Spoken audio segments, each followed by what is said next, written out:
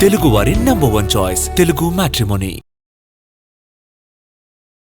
CM Revanth ప్రభుత్వంపై కేసీఆర్ చేసిన వ్యాఖ్యలకు తెలంగాణ మంత్రులు కౌంటర్ ఇచ్చారు. కేసీఆర్ ఆరాటమంతా ఉనికి చాటుకుందుకేనని, తోలు తీస్తామంటే ఇక్కడెవరూ రెడీగా లేరు అన్నారు మంత్రి పొన్నం ప్రభాకర్. ఇప్పుడు పాలమూరుపై ప్రేమ చూపిస్తున్న కేసీఆర్ పాలమూరు ప్రాజెక్టు పూర్తి చేయకుండానే జాతికి అంకితం ఇచ్చారని మంత్రి జూపల్లి కృష్ణారావు అన్నారు. కేసీఆర్ అసెంబ్లీకి వచ్చి చర్చలో పాల్గొనాలని, అధికారం ఉంటేనే కేసీఆర్ బయటకు వస్తారా అని మంత్రి సీతక్క ప్రశ్నించారు. ఉనికిని కాపాడుకోవడానికి మీరు రాగానే తోలు తీస్తామంటే ఇక్కడ మేము ఇప్పి తోలు చూపెట్టి మీకు ఇవ్వడానికి సిద్ధంగా లేం. ఆల్రెడీ 10 సంవత్సరాలు పరిపాలించిన మిమ్మల్ని తోలు వీకితే ఎమ్మెల్సీ ఎలక్షన్ల, ఎంపీ ఎలక్షన్ల, సర్పంచ్ ఎలక్షన్ల, ఉప ఎన్నికల్లో మళ్ళీ తోలు కూడా మొలవకుండా వీక్తానే ఉన్నారు.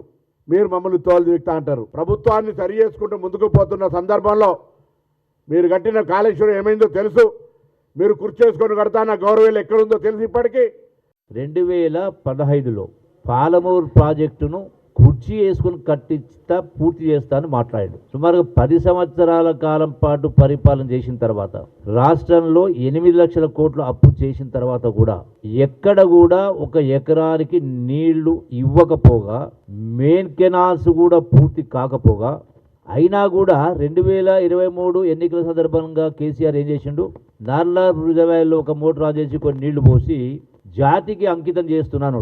అంటే ఇంతకంటే దిగజారుడుతనం ఉంటుందా? 3 ఏళ్ళలో 4 ఏళ్ళ పూర్తి చేయాలని కాళేశ్వరం మీద పడ్డ తపన ఎందుకు పాలమూరు రంగారెడ్డి మీద లేకపోయా? వాళ్ళు ఏనందుకే కదా మొన్న ఎలక్షన్స్లలో కర్రు కాల్చి వాత పెట్టినట్టు 12 మంది ఎమ్మెల్యేలు గెలిపించిన పాలమూరు ప్రజలు. తోలు ఆల్రెడీ కవితమ్మ తీస్తుంది. ఆ తోలుకు ముందు ప్యాచ్లు వేసుకోండి. ఆ తోలు తీసేటువంటి పని ప్రజలది. పని చేయకపోతే తోలు ఎట్లా తీస్తారో వాళ్ళు తీసిర్రు. కేసీఆర్ గారు ఫస్ట్ అసెంబ్లీకి రమ్మని కోరుతాం. సన్న బియ్యం ఫేక్ ఆమె, 200 యూనిట్ల కరెంటు ఫేక్ ఆమె, 5 లక్షల ఇల్లు ఫేక్ ఆమె, ఇట్లా అనేకం మేము చేస్తున్నాం. నువ్వు ఒక్కటి కూడా అమలు చేయకుండా 10 సంవత్సరాలు దళితుని ముఖ్యమంత్రి అని చెప్పి నువ్వు కూర్చున్నావు. ఫస్ట్ దానికి క్షమాపణ చెప్పాను. ప్రతిపక్ష నేతగా వచ్చి బయటకు వచ్చి మాట్లాడు, పోరాటం చెయ్యి. ఫామ్ హౌస్లు ఎందుకు అంటే అధికారం ఉంటేనే బయటకు వస్తావా? అప్పుడైనా కూడా నువ్వు ఎలక్షన్లకే వచ్చినావు, ఇప్పుడు కూడా ఎలక్షన్లు ఉంటేనే వస్తావు. ఎలక్షన్లు కలెక్షన్ వాళ్ళ సిద్ధాంతం, కానీ పేదల జీవన ప్రమాణాలను పెంపొందించడం మా సిద్ధాంతం. కనీసం కాళేశ్వరం నుంచి చుక్క నీళ్ళు ఇవ్వలేదు. నీ హయాంలోనే అవి కూలిపోయినాయి. ఇప్పుడు నీ సిగ్గుగా ఏమంటారు, బాంబులు పెట్టి పేల్చారు. మరి నీ ప్రభుత్వమే ఉంది కదా, అప్పుడు ఎందుకు ఎంక్వైరీ చేయలేదు? ఇప్పుడు కొత్త కారణాలు వెతుక్కుంటున్నావు, నీ అవినీతి అంతా బయటపడుతుందని. ఎప్పటి నుంచి ఏ లెక్క అయినా అధికారంలో ఉన్నప్పుడే మీ లెక్క తేల్చినాము. ఇప్పుడు ప్రతిపక్షంలో ఉన్నారు. మీరు అన్ని అబద్ధాల మీద కాకుండా వాస్తవాల మీద బతకండి, బాగుంటుందని కోరుతున్నాను. తెలుగువారి #1 చాయిస్ తెలుగు మ్యాట్రిమోనీ.